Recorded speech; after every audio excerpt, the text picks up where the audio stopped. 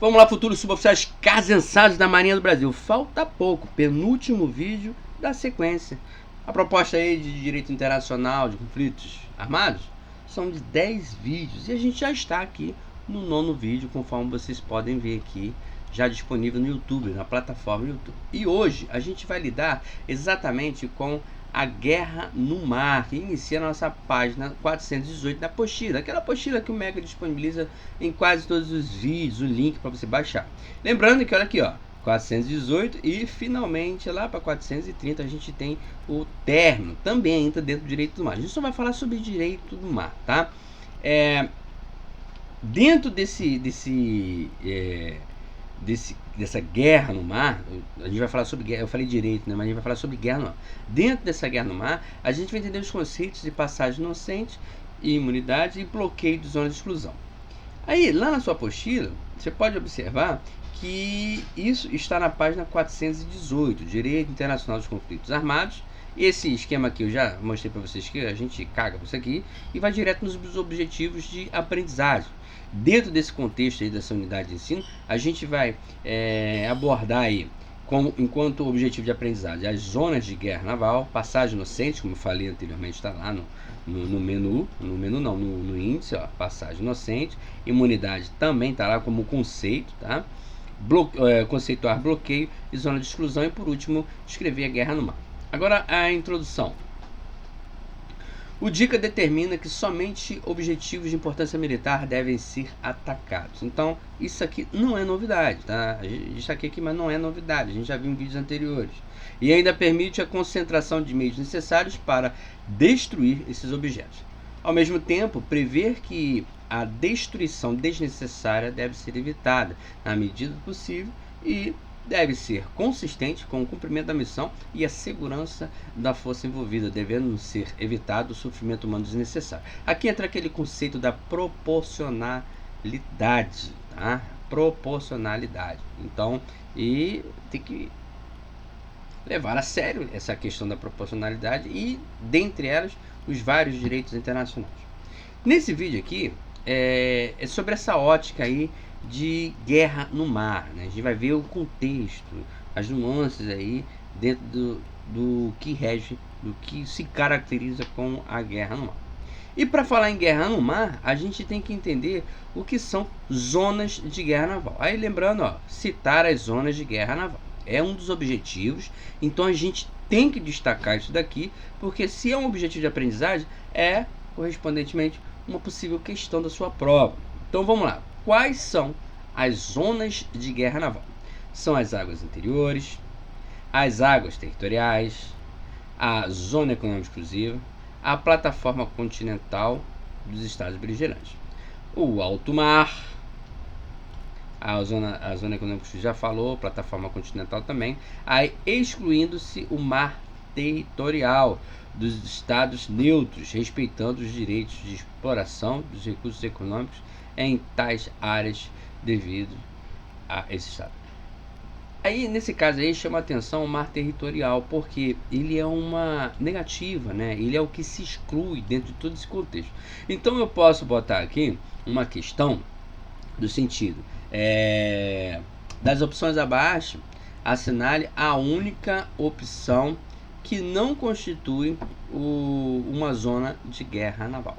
Aí vai estar lá todas essas questões aqui e o mar territorial.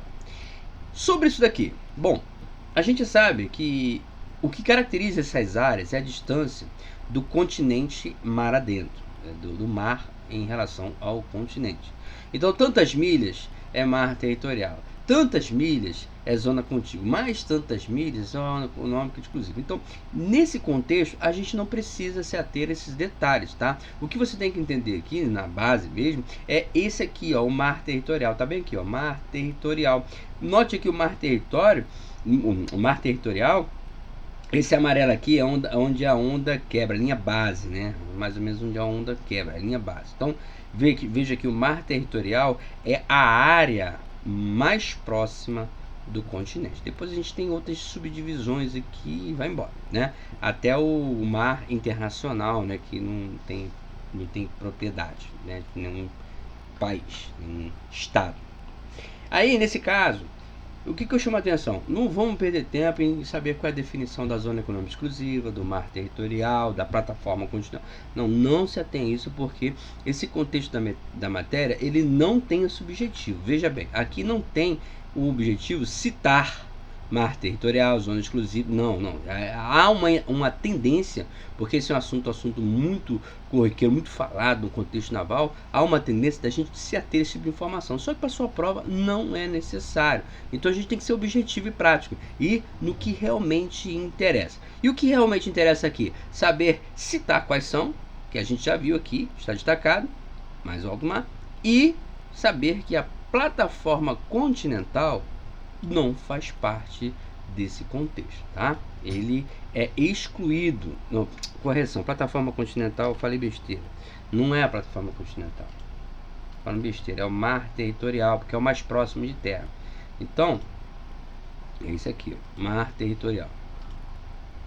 Cuidado para não fazer a mesma confusão no dia da prova. Vamos lá. Agora, continuando. É proibido as forças beligerantes operarem no mar territorial. Mar territorial, olha aqui, mais próximo de terra, uma faixa. Aí eu não tenho certeza, mas se eu não me engano, são 200 milhas, tá? Ou é 100 milhas náuticas, aproximadamente. Vamos lá. É proibido as forças beligerantes operarem no mar territorial ou no espaço aéreo dos Estados Unidos. Agora, sobre o contexto de passagem inocente. O nome passagem inocente já nos diz que o nome já representa a sua definição. Porque o que é inocente? Inocente é aquela pessoa que não está com objetivo algum, né? Ele está ali inocente, ele não tem objetivo de fazer nada. Então, uma passagem sem nenhum objetivo, vamos chamar assim, estratégico. Aí, como é que ele vai dizer isso daí? Passagem inocente é permitido o direito de passagem inocente dos beligerantes. Quais situações? A Convenção das Nações Unidas sobre o Direito do Mar, CNUD, estabelece o significado de passagem inocente aplicável à navegação pelo mar territorial quando executada com propósito de. Aí, observe bem, a passagem inocente, ela é linkada ao mar territorial. Novamente, eu vou mostrar para vocês aqui o que é o mar territorial, tá? É o mais próximo de terra. Aí, normalmente, ele não tem que passar por lá, né? Se ele é um estado beligerante, está em guerra, não tem que passar, mas às vezes ele tem a necessidade de passar.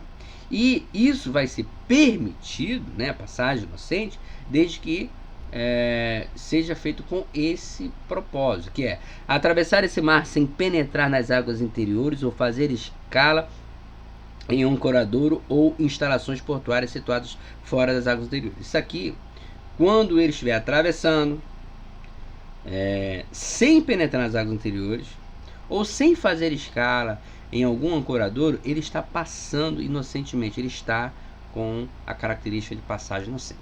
E também é uma passagem inocente o fato dele dirigir-se para águas interiores ou dela sair ou fazer escalas num desses ancoradouros ou instalações portuárias. Então, aí você fala assim, pô, Mega, um está contrariando o outro. Não. Se você observar, olha só, aqui ele atravessa o mar sem penetrar. Então vamos observar aqui, olha só. Passagem inocente, ó. Passando por aqui, ó. Passagem inocente. Certo? A outra forma que ele diz que é passagem inocente é dirigir-se para águas interiores ou sair delas, fazendo escala num desses ancoradores ou instalações portuárias. Então, vamos lá. Pode ser passagem inocente isso aqui, ó. Passagem inocente, ó. E atracou. Ou tá saindo daqui e atraca aqui. Pode ser uma passagem inocente. Tá? Por enquanto, ou seja, não modifica nada, né? Nesse contexto, passagem inocente é aquele que passa sem objetivo estratégico, mas ele pode penetrar ou não nas águas interiores. A passagem deverá ser contínua e rápida. Ela compreende ainda o parar e o fundear, mas apenas na medida em que estes constituem incidentes comuns de navegação ou tenha sido imposto por motivo de força maior ou dificuldade grave, ou tenha por fim prestar auxílio a pessoas, navios ou aeronave em perigo ou em dificuldade. Então, olha só, ele não pode, por exemplo, ficar navegando aqui sem rumo. Passagem inocente, ele sai com destino a um ponto. Inclusive, quando ele está passando na situação de passagem inocente, ele tem que informar para onde está indo. Mercanship, nesse caso nem mercanship, a gente está falando de navios de guerra. Então, se ele está passando ali, existe uma coisa chamada parte de saída. Quando ele sai do porto, ele entrega uma parte de saída, que é dizendo o local que ele está, o horário que ele vai sair e o local que ele pretende ter como destino. Então a passagem inocente, ela vai continuar desde que ele mantenha esse rumo com um destino específico. No caso aqui, se ele estiver navegando aqui sem rumo, não é passagem inocente, ele não tem destino, tem algum objetivo, começa a causar desconfianças. Então vamos lá, a gente parou aqui. Ela compreende ainda o parar e o fundear, mas apenas... já lemos essa parte tudo aqui. E lembrando, a passagem inocente também ela pode ser sobreposta por uma necessidade extrema, que ele fala até aqui, dificuldade grave, força maior, prestar auxílio a pessoas, navios, aeronave em perigo ou em dificuldade. Então, o camarada está passando inocentemente, aí viu a necessidade de parar para dar um auxílio, pegar um náufrago ou qualquer outro tipo de auxílio, ele para. Ele não vai deixar de ser inocente porque ele está prestando algum tipo de apoio.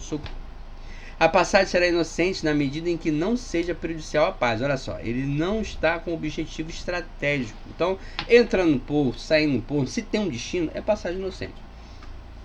A ordem e a segurança do estado costeiro. Imunidades. Embarcações que gozam de imunidade contra ataques. Então, está tendo uma guerra e no meio da guerra está passando algumas embarcações. Aí você fala assim, mas por que ninguém ataca essa embarcação? Aí, esses são os porquês que responderiam essas questões. Bom, primeiro porquê é porque ele é um hospital. Outro porquê é porque são embarcações costeiras de salvamento e outros meios de transporte sanitário, está no ambiente da saúde, né? Ou porque ele possui salvo-conduto em virtude de acordo entre as partes beligerantes com navios para transporte de prisioneiros de guerra e os que cumpram missões humanitárias. Pode ser também navios empregados em transporte de bens culturais sob proteção especial, navios de passageiro quando transportando somente passageiros civis, se tiver soldados, garrot, não é mais, né, imune. Navios destinados a missões religiosas, filantrópicas ou científicas de caráter não militar. Pequenos barcos pesqueiros, embarcações empregadas no combate à poluição marinha, navios que hajam se rendido e balsas e botes salva-vidas. Aqui cabe quando você navega no mar, no alto mar, e faz, por exemplo, exercício que eles chamam de guerra eletrônica, né? Eu não sei se ainda funciona, mas antigamente, em determinado momento, a gente camuflava o navio de uma maneira até inusitada. Porque quando você fala assim, vamos camuflar o navio, o que a gente fazia? Colocava um monte de holofotes na proa. Mas claro que a embarcação tem que ser uma embarcação de médio e pequeno porte, né? Um napo, uma corveta, né? Uma fragata, um porta-aviões já não vai conseguir fazer isso. Mas por que a gente fazia isso? Porque isso faria com que, no visual, a longa distância, o navio fosse confundido com um barco pesqueiro. E na guerra eletrônica, ele vai ser plotado como um barco pesqueiro. Tá? Isso era uma camuflagem. Não sei se funciona hoje em dia, mas era assim. Por quê? Justamente por isso, porque barco pesqueiro tem imunidade, ele não vai ser atacado. Tá? Embarcações empregadas em combate à poluição marinha, navios que já tenham se rendido e balsas ou botes salva-vidas. Navios mercantes inimigos só poderão ser atacados se forem classificados como objetivo militar. Agora, o bloqueio de zonas de correção. Bloqueio e zonas de exclusão. Bloqueio é uma operação beligerante que tem por finalidade evitar que os navios e aeronaves de todos os estados, inimigos e neutros entrem ou saiam de específicos portos. Olha só, esse bloqueio, a gente está falando do bloqueio naval, tá? Isso aí é uma tática muito comum e histórica dentro do contexto da guerra naval. Por quê? O bloqueio, na verdade, o bloqueio de um porto, ele é um ato de guerra. Então, quando você... a gente não tem um histórico de o mar comandar terra. Você não tem como fazer terra se render através do mar. Inclusive, na história da Marinha, tem duas rebeliões, no caso foram três, mas que foi da Marinha contra o Estado, foram duas, né? Duas rebeliões aí, em 1898, 93, por aí, nós tivemos duas rebeliões de marinha, onde os navios de marinha atacaram terra. Nenhuma das duas deram certo, né? Porque a gente não tem histórico do mar comandar a terra, né? De navio você subjugar terra. Tem um contrário, mas terra não. Por quê? Quando você bloqueia um porto, por exemplo, você está bloqueando a entrada e a saída de recursos. Mas aquele continente, aquela porção terrestre, pode ter os seus meios de se manter. Mas efetivamente existem situações em que o porto, o continente depende do ingresso de especiarias, de comércio vindo de outros continentes ou outras cidades, outros portos. E aí quando você bloqueia, você está simplesmente dizendo o seguinte: olha só, aqui não vai entrar nada se não se renderem, vai passar fome, vai passar sede e assim. Então o bloqueio é um ato de guerra. Então, se um porto for bloqueado por uma nação externa, é um ato de guerra. A gente não teve um episódio de bloqueio no Brasil historicamente, pelo menos não até o ponto que eu conheço. A única coisa referente a bloqueio, que nem foi um bloqueio, foi a questão Christie, que é um conflito, foi um episódio que aconteceu isolado, onde alguns soldados não, marujos da marinha inglesa foram presos, né, por autoridades brasileiras aqui, porque estava fazendo algazarra. Isso causou uma distensão diplomática entre Brasil e Inglaterra. Aí o que a Inglaterra fez? A Inglaterra mandou um navio, né, de grande porte na costa brasileira para começar a fazer o apresamento dos navios mercantes, atacar navios mercantes e até afundá-los, tá? Isso aí foi um incidente diplomático que não chegou a ocasionar um bloqueio, mas o bloqueio funciona mais ou menos assim: não entra e não sai. Se não obedecer o bloqueio, eu atiro e afundo. Então, continuando, mas são atos de operações beligerantes, tá? Que tem por finalidade evitar que navios e aeronaves de todos os estados inimigos e neutros entrem e saiam de específicos portos, aeroportos e áreas costeiras pertencentes, ocupados ou sob o controle do estado inimigo. As regras tradicionais de bloqueio são, em sua maior parte, originadas do costume, tendo sua forma definitiva derivada da prática exercida pelas potências marítimas do século XIX. As regras refletem um balanço entre o direito do beligerante, que exerce o efetivo domínio do mar, de fechar os portos e linhas de comunicações marítimas do inimigo ao comércio internacional. Aí é um termo, né? Isso aqui, ó, linhas de comunicações marítimas e domínio do mar.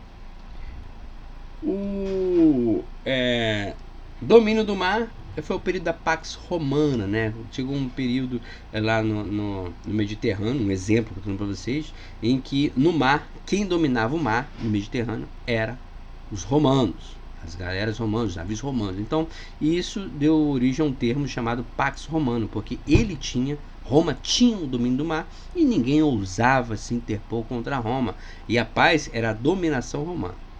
E esse comunicação marítima é um termo muito importante na guerra naval, porque o mar, como eu falei, os artefatos marítimos, as belonaves, elas não se sustentam sem uma comunicação marítima. Por quê? O navio precisa de combustível, o navio precisa de suprimentos. E assim também acontece quando você tem uma empreitada terrestre. Ele precisa de meios marítimos para oferecer os mesmos suprimentos. Então, esse ato de dar apoio marítimo chama-se comunicação marítima. Também como, por exemplo, eu saio do continente sul-americano e vou para o continente africano. É uma comunicação marítima de um continente ao outro. Geralmente, os cartógrafos, os nautas, eles navegam mais ou menos pelo mesmo caminho. Por isso que a gente faz uso de cartas náuticas.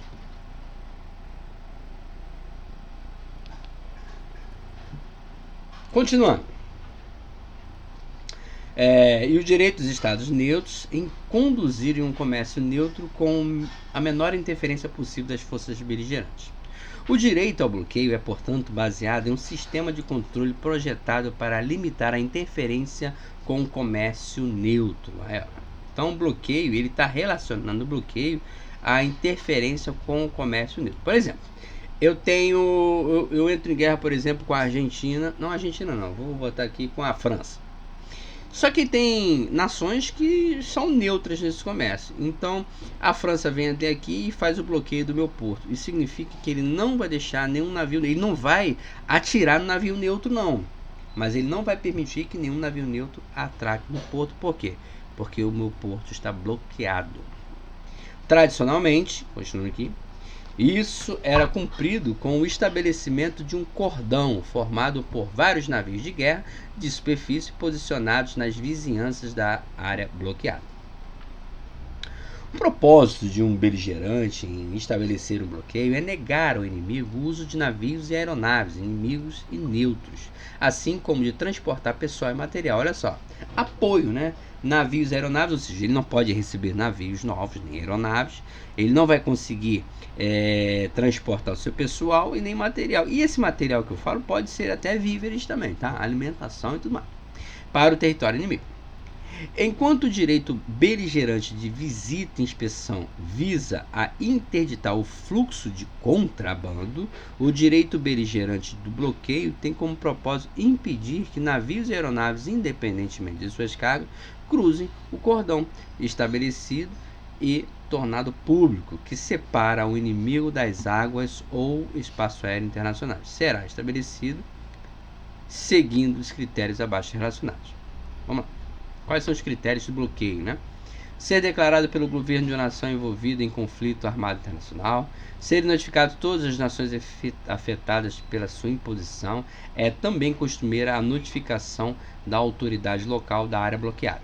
Uma vez que a informação do estabelecimento do bloqueio é um elemento essencial para o seu exercício, os navios neutros e as aeronaves, na iminência de descumpri-lo, devem ser obrigatoriamente notificados e de forma efetiva.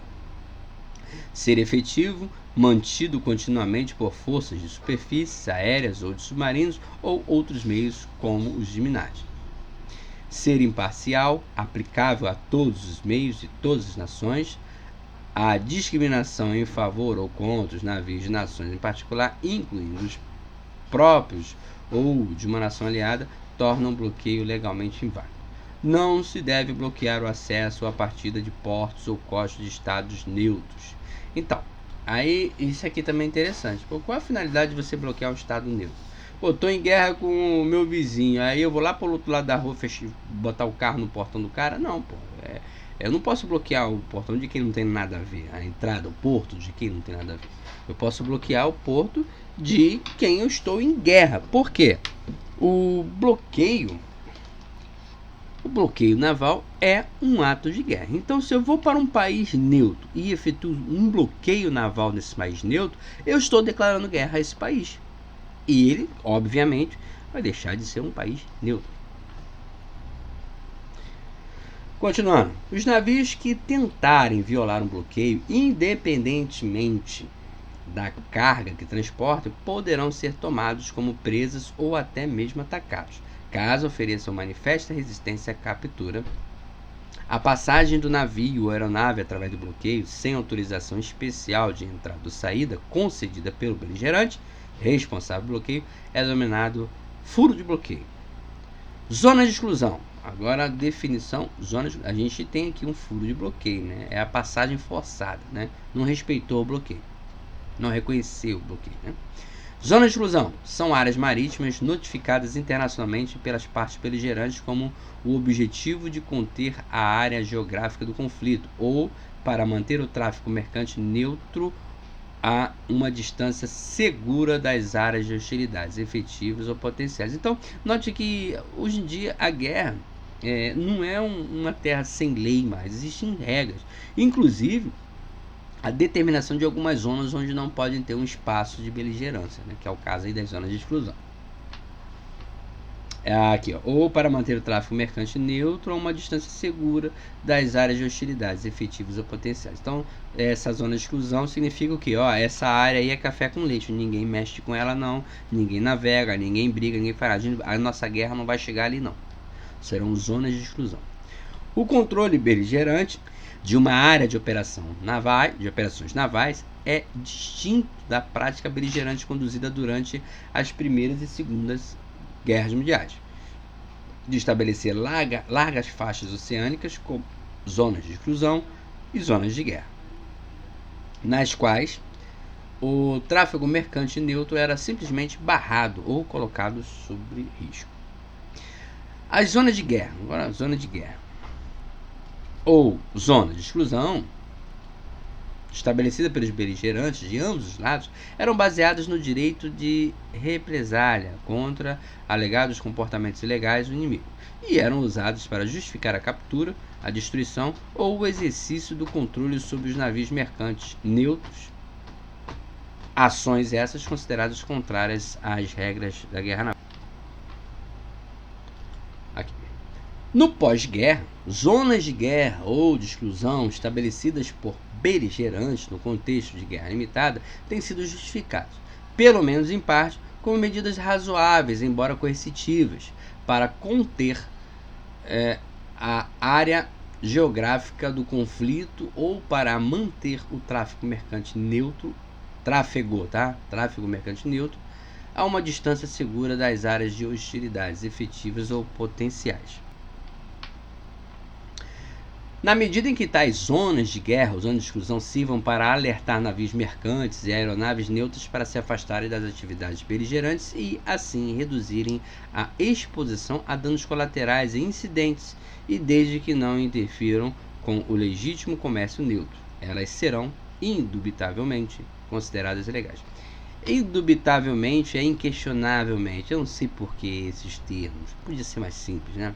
Contudo, o estabelecimento de tais zonas não dispensa ao beligerante que as criou da obrigação, de acordo com a lei do direito humanitário internacional, de se abster de atacar navios e aeronaves que não constituam alvos legítimos. Em tal situação, uma plataforma protegida não perde essa proteção por cruzar uma linha imaginária traçada no oceano por um beligerante. Guerra no mar. O DICA aborda a guerra aérea quanto às hostilidades aéreas, incluindo as operações ar-solo, tanto no teatro de operação terrestre como no marítimo. Os bombardeiros aéreos serão considerados legais se os alvos forem considerados objetivos militares e se os ataques, caso produzam danos colaterais, estejam de acordo com os limites aceitáveis do princípio que norteiam o DICA, que é aquele proporcionalidade, né? E, claro, necessidade e proporcionalidade. O termo bombardeio se refere aos bombardeiros navais e aéreos de alvos inimigos em terra, com armamento convencional lançado por navios e aeronaves, aí incluídos canhões, foguetes, mísseis e bombas. O bombardeio de portos, cidades, habitações ou edifícios é proibido. No entanto, um objetivo militar existente em uma cidade, vila ou vilarejo pode ser bombardeado, com o mínimo de perda de vidas humanas e recursos materiais. As baixas acidentais de civis ou o dano colateral a bens civis não deve ser excessivo, à luz da vantagem militar a ser euferida pelo ataque. O bombardeio com o propósito exclusivo de aterrorizar a população civil é proibido. Podemos definir dano colateral como sendo dano ou perda causada de maneira fortuita durante um ataque, ou seja, eu não esperava matar tanta gente, mas aconteceu. Foi sem querer, matei sem querer. É considerado, né? Desde que seja garantido que foi de maneira fortuita, né? Apesar de todas as preocupações tomadas para evitar perdas de vidas humanas na população civil, ferimentos nos civis ou danos em bens de caráter civil.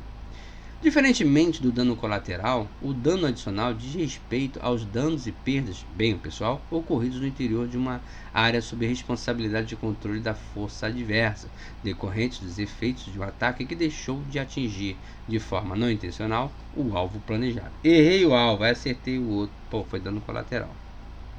Nesse aqui eu acerto o alvo, mas quem está ao redor morre.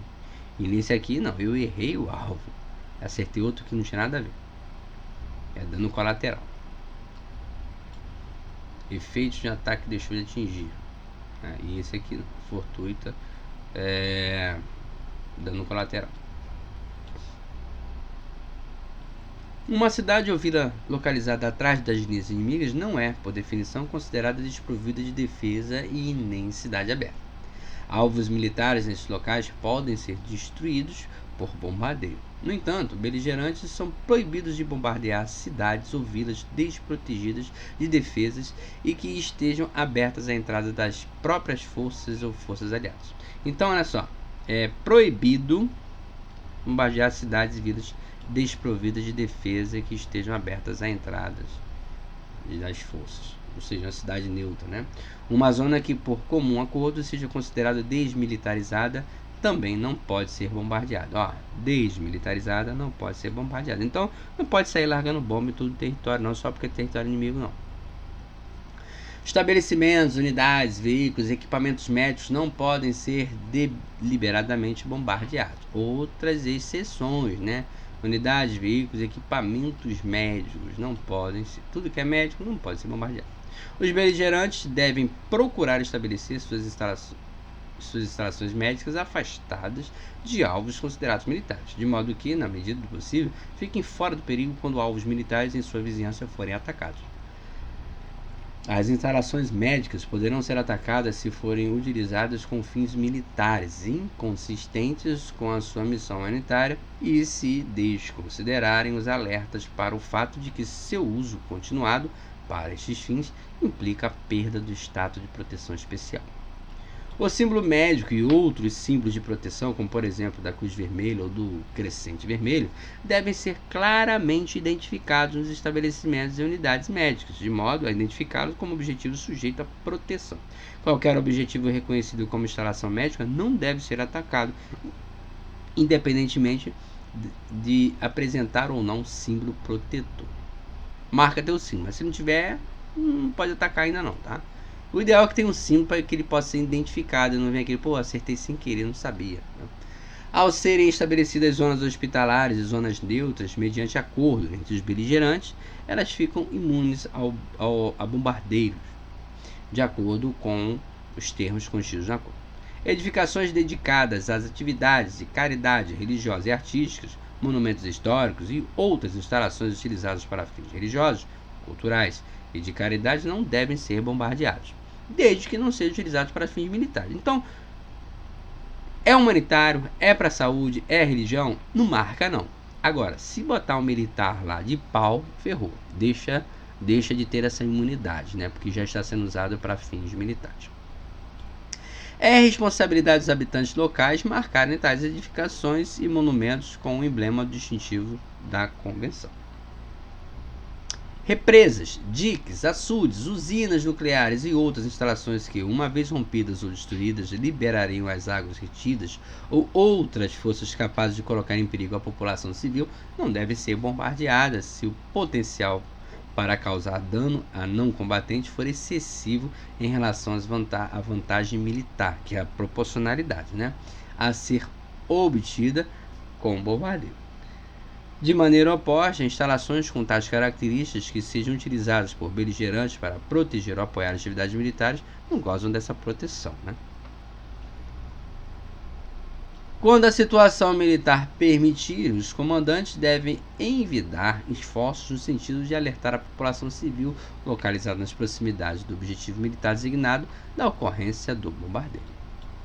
O alerta pode ser genérico, de modo que os meios empregados no bombardeio não sejam colocados em perigo ou não comprometam o sucesso da missão.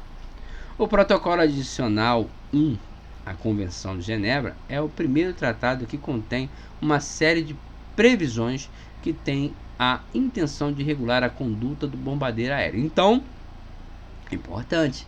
Quando a gente fala em bombardeio aéreo, quem vai tratar disso, a norma, é o protocolo adicional da Convenção de Genebra. O protocolo adicional 1, né, da Convenção de Genebra, é o que vai lidar com ações referentes ao bombardeio, vai regular a conduta do bombardeio aéreo. Muitas de suas previsões codificam o direito internacional costumeiro pré-existente. Por essa razão, os Estados são obrigados a obedecer essas disposições, caso tenham ou não ratificado o referido protocolo. A guerra aérea deve se conduzir e se executar por intermédio do emprego de meios e métodos específicos, na medida adequada e efetiva para atingir o objetivo militar, contribuindo para a licitude das ações planejadas. Durante o conflito armado, na área geral do ambiente de guerra aérea, as partes ficam encarregadas das operações aéreas no seu espaço aéreo e no espaço aéreo internacional. Considera-se que as operações aéreas no espaço aéreo internacional deverão ser conduzidas respeitando o direito daqueles que não são partes no conflito. O regulamento da guerra aérea aplicar-se-á a todas as aeronaves, mais leves ou mais pesadas que o ar, sem distinguir se podem ou não flutuar na água. As partes de um conflito deverão, por uma notificação apropriada, estabelecer áreas das operações aéreas onde poderão ser realizadas atividades de combate. Todos os aviões que entrarem em tais zonas, incluindo aeronaves de estados neutros, estarão sujeitos a danos por causa das hostilidades. Todas as aeronaves militares usadas em um conflito armado deverão ser marcadas com seu emblema nacional, indicando que são aeronaves militares e, portanto, alvos legítimos. Os ocupantes das aeronaves propriamente identificadas como militares serão considerados combatentes. As aeronaves civis e aeronaves do Estado, com marcas distintas de aeronaves militares, não serão consideradas militares e, portanto, não serão engajadas nas hostilidades. As ações aéreas hostis procurarão exclusivamente uma vantagem militar e, o mais rapidamente possível, alcançar a submissão total ou parcial do adversário. Uma aeronave militar inimiga poderá ser atacada, destruída ou capturada em qualquer espaço aéreo que não seja neutro. No caso de captura, a propriedade da aeronave passará ao governo que a capturou, podendo ser operada pelo mesmo, desde que as marcas do inimigo sejam retiradas. Aeronaves neutras ou não militares que voem na jurisdição de uma parte em conflito, após serem devidamente advertidas, submeter-se-ão às instruções emanadas do órgão controlador do espaço aéreo ou da aeronave militar interceptora, sob pena de serem submetidas a disparo. Aí aqui me chama a atenção, a gente finaliza aqui, tá? Só uma observação. Recentemente saiu um remake aí do filme Top Gun, né? Onde no finalzinho do filme o Tom Cruise consegue roubar uma aeronave inimiga e chega a combater, chega a proferir disparos contra outras aeronaves do inimigo. Nesse caso aí, o contexto ali era informal, né? Foi um conflito que aconteceu não oficialmente, mas dentro do contexto do filme, é claro. Mas essa situação seria uma situação de descumprimento, né, do seguinte texto. Por quê? Porque ele pegou uma aeronave inimiga, não tirou marcas de número, ele só entrou e sobrevoou e depois foi lá e salvou o candango de campanha dele lá. Filme é filme, né? Mas mostra exatamente essa situação, justamente descumprindo o que o próprio direito internacional de conflitos armados preconiza. E assim a gente termina aí o penúltimo vídeo da sequência, Casenso, só aqui no Megamente. Próximo vídeo é o último vídeo de texto, né? É o derradeiro, último, finalizando o conteúdo do DICA, né? Dos conflitos armados internacionais. Direito sobre conflitos armados internacionais. E a partir dele, todos os que sucederão, estou falando dos vídeos, tá? Serão vídeos de correção de exercícios e simulados até o dia da eventual prova, que é na próxima quarta-feira, dia 18 de janeiro. Grande abraço, Casenso. Até o próximo vídeo. Tamo junto.